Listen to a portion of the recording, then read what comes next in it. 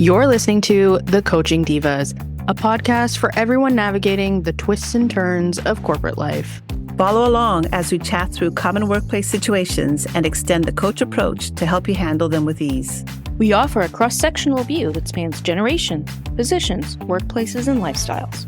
We're your hosts, Claudia Jones, Daniela Velkovic, and Misha Jethba, and we are The Coaching Divas.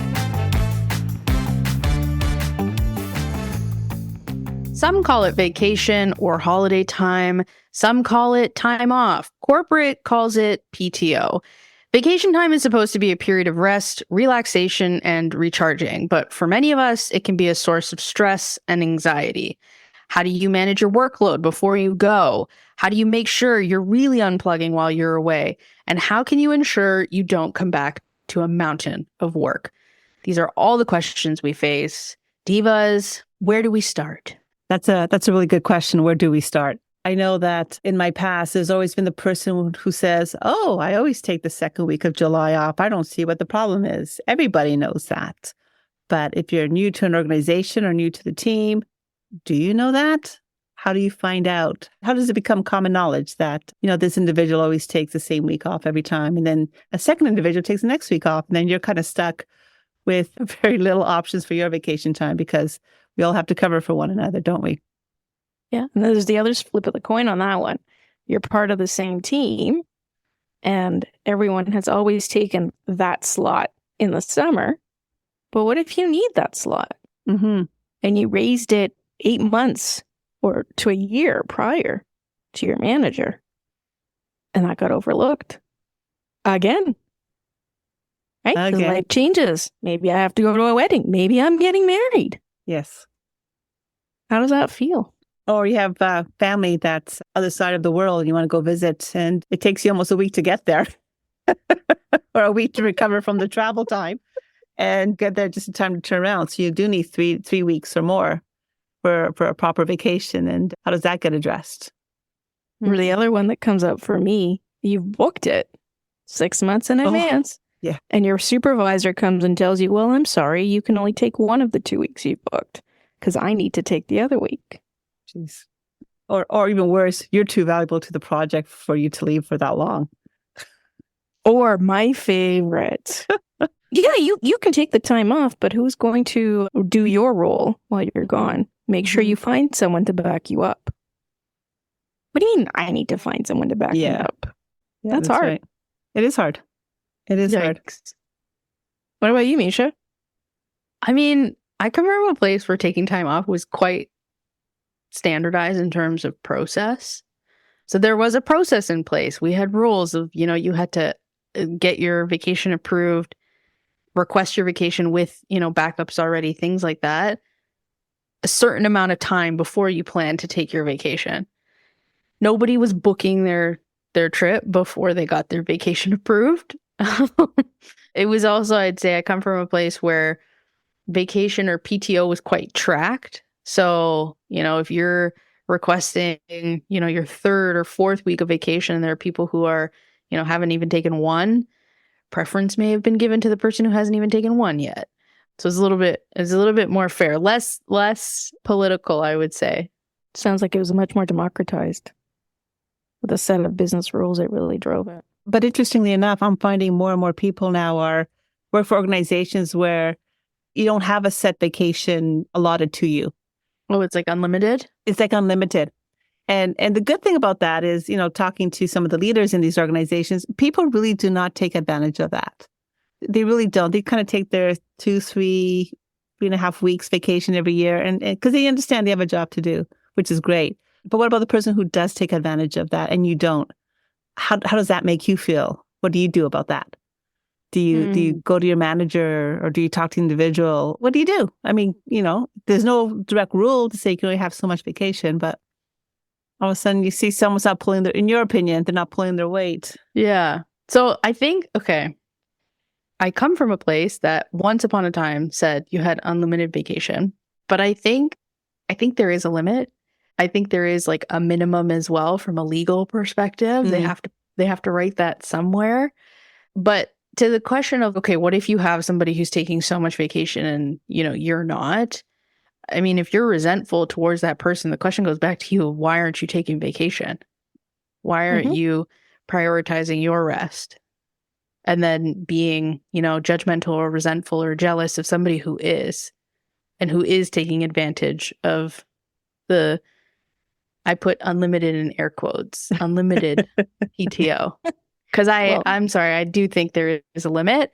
I know there is a limit, at least, my own experience of you're only going to get up to a certain number of weeks. I also have come to learn that it is based on, your manager's discretion after a certain amount of time. So I'll give you the example of where I used to work. When I first started there, it was labeled unlimited PTO. And then over time, they clarified, okay, your minimum is 3 weeks, up to 6. But anything between the 3 and the 6 was discretionary to your manager. And for managers, it was like, does their performance warrant the extra time off?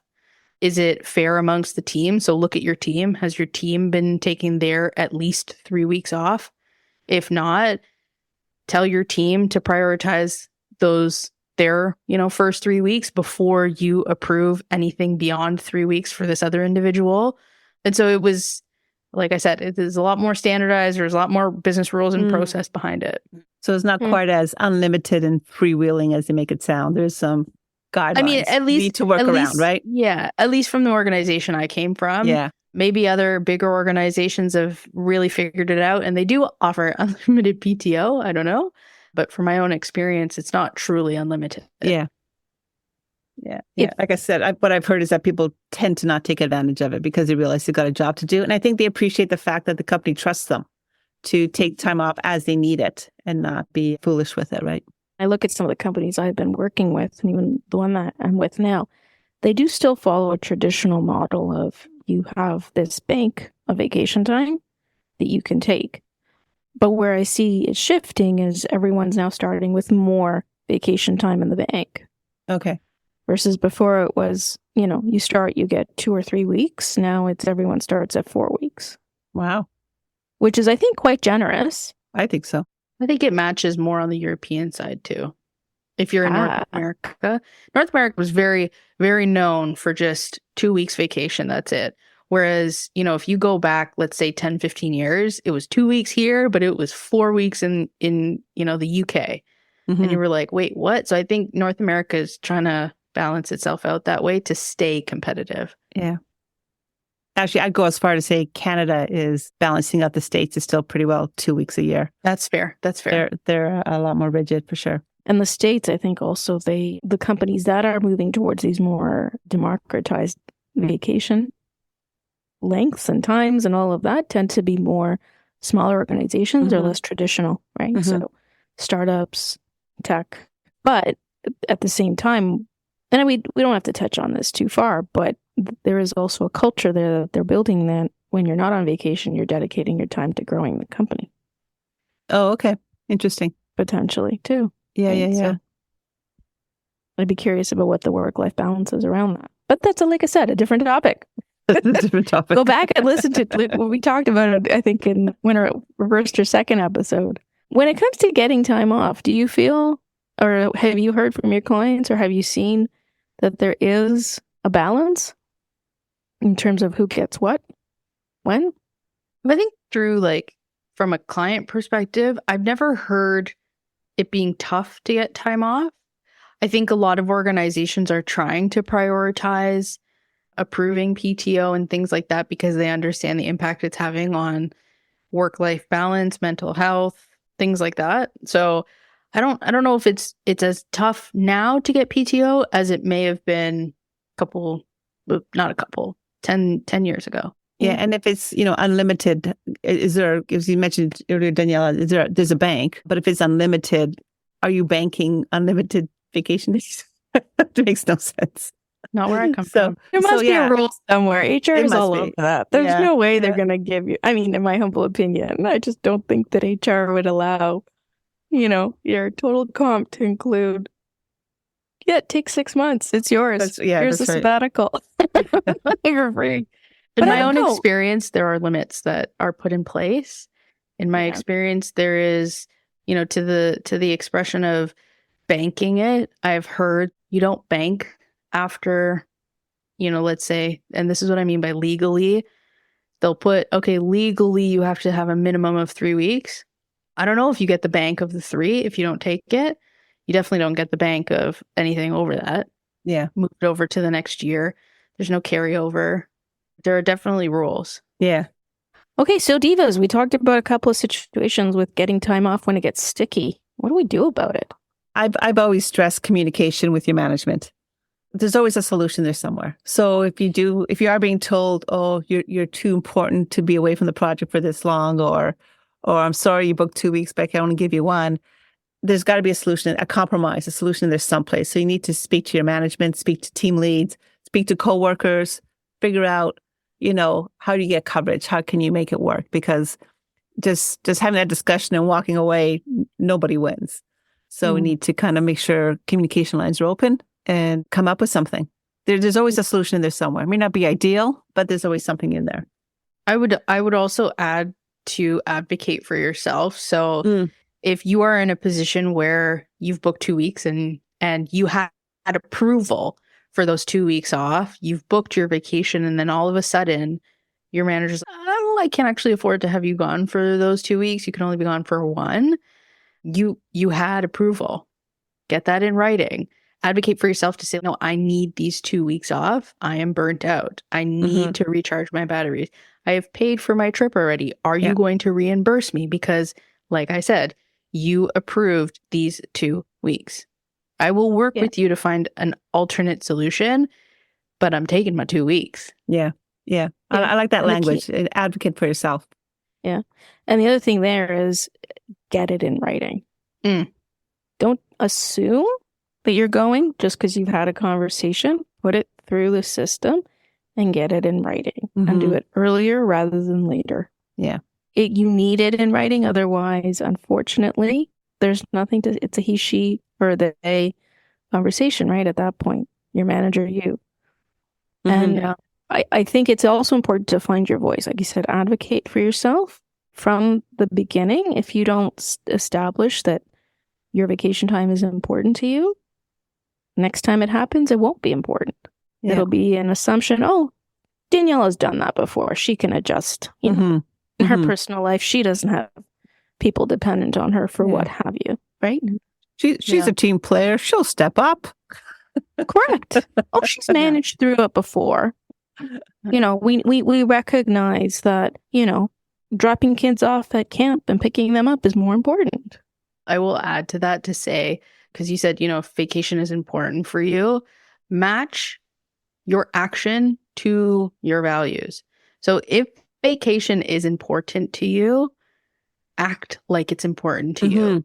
Request it months in advance. Plan months in advance. Don't plan 3 weeks before you want to take your trip, because now you've realized, oh my God, I've reached my limit. I need a break. Actively plan for it. Treat it like it's a priority and it's important to you, because then I feel like management also then reciprocates. When management's put into a position where you're like, oh my God, I'm burnt out. I need to go on vacation. Next Friday I leave. I'm going overseas. And they're then like, wait, what? They're in a panic. They're more likely to push back on you versus if you plan in advance, treat it like a priority, and show up that way. Yeah. And and even if you're not traveling, even if you need a break and you want to just stay home and just harvest your tomatoes, you can. It's none of management's business.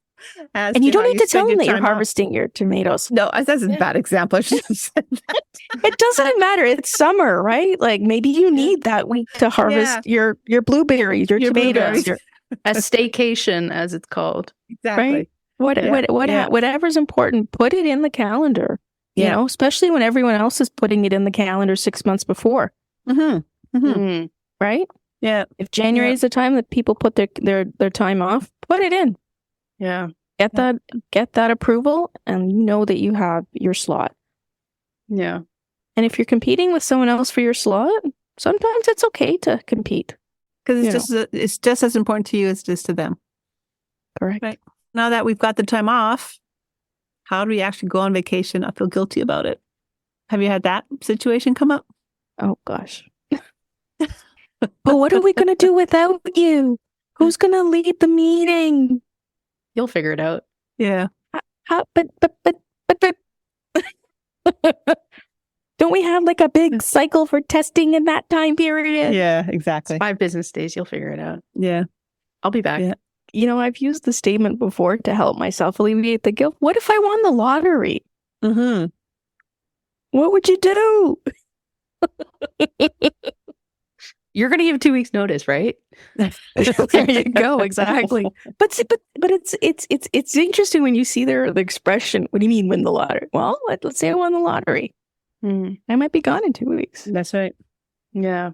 That's This is right. just a week. Yeah. Yeah. But there are those individuals though who feel that, the place is going to fall apart if they're not there, right? Maybe longtime employees, people who know certain systems or applications, or have a great relationship with certain vendors, and they feel, oh, if I'm not there, this is going to fall apart without me. How do you deal with those people? What do we do with those folks? I think Right. first it comes down to identifying those folks, or even identifying if you are one of those people, because Yeah. to me, that guilt comes across in how you manage your workload before you go. There are some people who will kind of do the bare minimum. They're like, yeah, it's going to be super simple. You just need to do this, send this message, monitor this, but there's no real work for you. I'll deal with everything when I come back.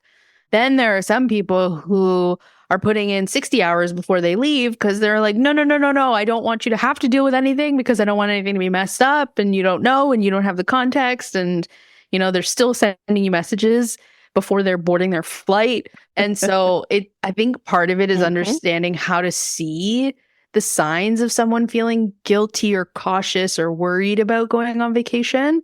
And in my experience, it always came down to, how are they showing up right before they leave that last week? Are they booking every last meeting that they can possibly think of the week before they leave? And if that's the case, like, I've seen it in, my own team members, and I would always tell them, like, don't worry, if something happens, we'll figure it out. If we reach a point where, we can't move forward, but it's the end of the week, we will wait for you to come back. We won't do anything rash. Like, don't worry. We've got this. Yeah. Well, and the going without feeling guilt, I love the way that you frame that, Misha, around, is it I, the individual, that's feeling guilty? Or is it that my team is making me feel guilty?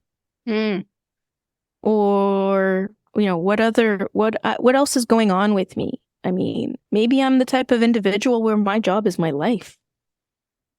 And there is that. Right? Yeah. Me going away may be a self-reflection of, I'm diminishing maybe my value. I don't know. Like putting part of my identity on pause. There's also I haven't been recognized, and I feel like I add so much value, but I haven't been recognized. Now that I'm leaving, where's my opportunity to be recognized? What if they realize they don't need me while I'm gone? I think that's a big one. What if they realize they could do this, that I'm not as valuable as I think I am? Or the other, the reverse of that is, what if they realize how valuable I actually am? Because you don't know what you have until it's gone. True. Very true. The other angle to that is, I'm competing with someone else, and they may show up more valuable than I am in the week that I'm gone. Yeah. But isn't that an insecurity, though, when people think that? Absolutely. And it's your own self-esteem coming through. Yeah. Or lack of confidence. Yeah. Which we all experience. Oh, no question. No question. But again, you want to turn it around and think, oh, great, I have someone who can help me up or who can back me up. We know when I need to take some time off or I have too much work to do, there's two of us, I could kind of spread the word. And then they kind of forget the fact that having a backup, it actually provides them an opportunity to grow. And they kind of miss out on that point, I find sometimes. They're so worried about losing what they have, they don't see what's in front of them. Yeah. But there's also a manager responsibility there. If I'm leading a team of people, what kind of culture am I creating when people need to go on vacation? Am I creating the space as a manager that people feel comfortable that they will be supported in the week that they're gone, the week prior to them going, and the week that they come back? Right? If I'm a manager that, and I don't like to use the statement, but I will, if I'm a manager that's created little independent groups that can't rely on each other, well, maybe I need to re-ascertain how I'm building a culture here where people can support each other. Yeah. I also think it comes down to, if you are the type of individual that's thinking, oh, I'm in competition with this person. If I'm gone, they're going to get a leg up on me. And let's just paint a picture here. You're going to go away for a week. You're based out of North America. You're going on a trip to, I don't know, Asia. Okay. So by distance, you feel like you're far away. Mm-hmm. Psychologically, by distance, you're so far removed from the work environment. But from a period of time perspective, you're gone for 5 business days. Mm-hmm. Mm-hmm. Not a lot can happen in 5 business days that lets your competition, in air quotes, your competition get so far ahead of you that you don't have a place anymore. You're out of the running, like whatever that insecurity is. So I think part of it is also putting it into context of, okay, yeah, sure, fine. I'm going halfway around the world, but that doesn't matter. Like it's 5 business days. Yeah. Yeah. It's recognizing that business doesn't move that quickly. Yeah. And it's also recognizing if someone can take over your job in 5 days, they've already started taking over your job before you left on vacation. Yes, absolutely. So you're a little delayed in your concerns. Yeah.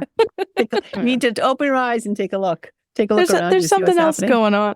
Go on vacation without guilt. Yeah. Yeah. What I will say though is because I want to keep us in the confines of you're going on vacation, right? You're not going on an extended leave like a sabbatical or maternity leave, because there is definitely that concern when people go on maternity leave or even paternity leave if it's for an extended period of time. So this is purely in the confines of a vacation that's a week, 2 weeks.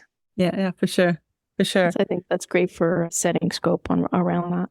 Yeah. And I think if you are going away with guilt on your mind, sometimes you have trouble truly disconnecting because you feel, oh no, I'm not there to save the day. What's going on over there? You're really Exactly. unplugging. How much do you really need to look at your phone? Because you're feeling that guilt, which is a great segue into our next little perspective here. What does truly disconnecting look like? Very tactically speaking, I knew there was a period of time in my career where I could argue that I was living to work a little bit. And in that, I didn't have the control. I had one device. Everything personal and professional was on one device.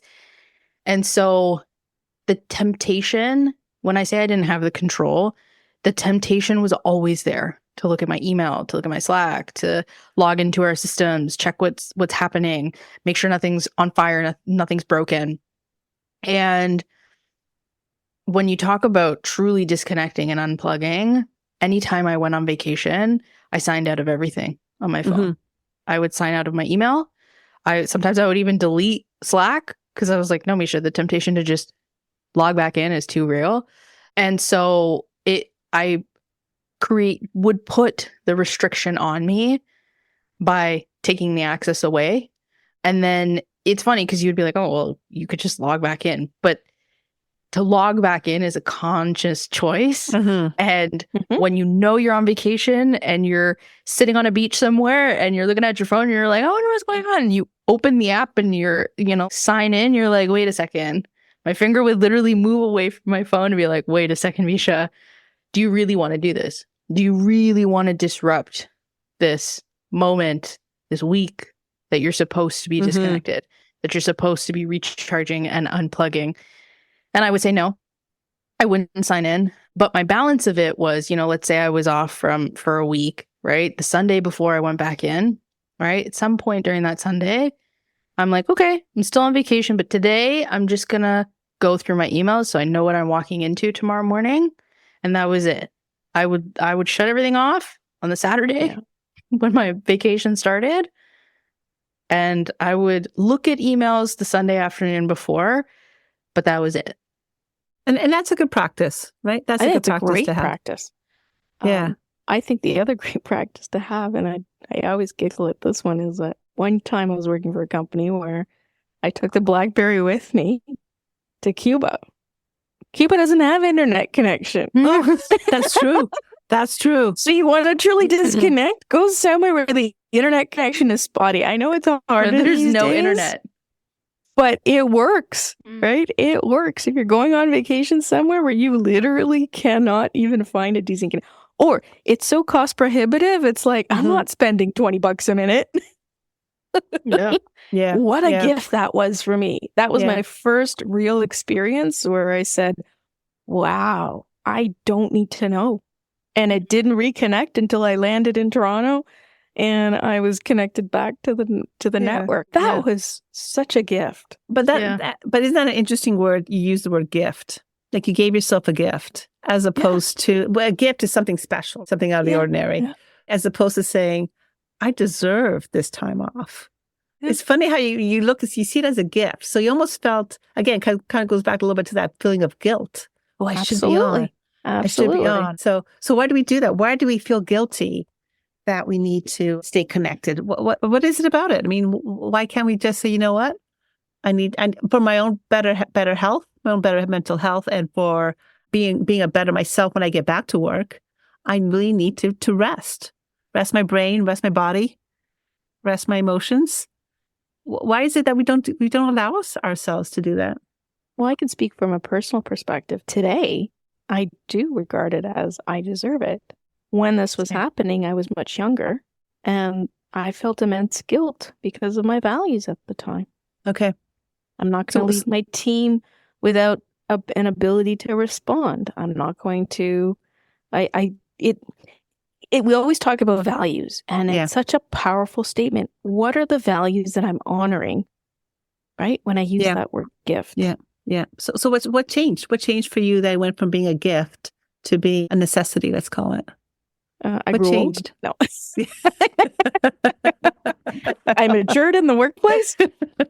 I think for me, it was really learning from that experience that nothing broke down. Mm-hmm. Right. I didn't need access to that BlackBerry. It was all of so my three key learnings were nothing broke down in the company or in the team that I was working with at the time. B, out of all the emails that I got, 4 were actually from my team. Mm-hmm. And it was talking about a future social that they were organizing. And then 3, it was actually freeing.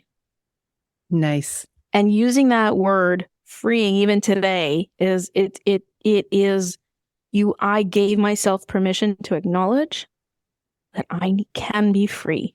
Nice. Right? Yeah. Yeah, I resonate with that. I think early in my career, like I mentioned, very live to work mentality, not work to live. And so in that live to work mentality, I think I took my responsibilities to heart to the point where you're like, no, I can't walk away from my responsibilities. This is a life responsibility. And I didn't create the structure to understand that it can be my responsibility, but I can also take a break. Mm-hmm. It can be something important from 9 to 5, but after that, there are other things that take priority. Yeah. And I think too, it's experience, it's some knowledge. Listening to this podcast, these ladies talking about their experiences. Yeah, it's all about understanding who you are, what your role is. Appreciating the fact that the world's not going to fall apart just because you decide to take a few days off and look after yourself, right? I like to use the word celebrating you. Mm-hmm. And allowing yourself to celebrate with whoever you are going on vacation with.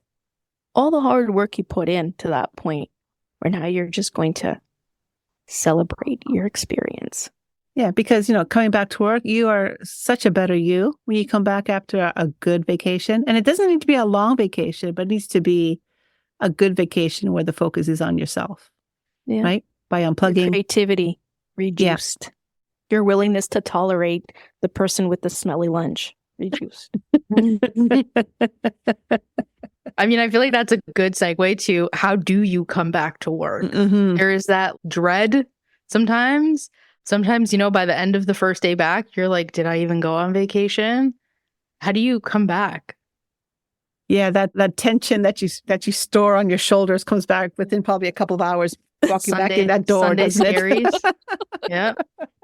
Or do you start up that tension the night before you come in? We should talked about checking the night before. The Sunday scaries. Yeah, Sunday scaries. I like that. I like that. Oh boy. Yeah. And and I used to always just give myself that first day just to get caught up. I'm not going to book any critical meetings. I'm not going to be back to back on the first day I'm back, because I need to know what I'm walking into. Right. And so you have to allow yourself that time and make sure that you're ready. You're ready to get going for the week that's coming up, and not just, be deer in the headlights as you're sitting in meetings going, what the heck happened last week? Mm-hmm. Yeah. I think I agree with you completely. It's leaning into that first day as being the exploration stage again. Yeah. And anyone that's raising red flags to you, it's repeating to yourself, it's my first day back. And then saying that out loud. It's my first day back. I hear you. Give me a day to let all of this sink in. I'll get back to you tomorrow. Yeah. Yeah. Again, continuing that self-care right into the first day of being back at work. Continuing to advocate for yourself too. Goes back to advocating for yourself. Very good. I think there's also the planning aspect to it as well. I mean, from personal experience, I liked as much as I could to hit the ground running on the first day back, which is why I would look through my emails the day before. But there's also, before I went on vacation, the first thing I would do is block off my first day back. Yeah. So love that tactic. It usually used to be the morning. I would block off the morning, and then around 10 o'clock, I would have a pre-scheduled meeting with anyone who reported into me that led teams, managers, things like that, to be like, let's have a catch up. Tell me what happened. Is there anything you're stuck with, challenged with, etc.? Because that's how you get the download. So I would be able to kind of assess the lay of the land by noon on my first day back. I wasn't walking into any surprise meetings at 8:30 in the morning because I had blocked the time off already. Good for you. Before I even left. That's a brilliant idea. I should do that more often. But plan a little bit more your first day before you even leave. Well, and it's really that opportunity to read the hundreds of emails. I will tell you a pet peeve. When people come back from the vacation, they show up at the first meeting and they go, oh my God, I've got 10,000 unread emails I have to go through. Yeah, we all do that. Yep. We know. That's part of the gig. That's the job. Yeah. That's good. That's good. So Divas, we've had a nice, great chat here about vacation time, how to take it, how to request it, and how to enjoy it. Takeaways. What are the takeaways from today's discussion? Go on vacation. Guilt free. Do it. Just do it. Yeah, for sure. You deserve it. You need it. And you earned really it. are and you earned it. Big part of it is you earned it. And you're a better person when you come back. Your family will love you more. Yeah, you can let go. You can let go of, the control, the need to be on top of everything at work. It'll all be there for you when you come back. Yes. Yeah. And the other piece to that is plan for it. Mm-hmm. Don't wait. Don't make it seem like you're the afterthought when it comes to how vacations get allocated.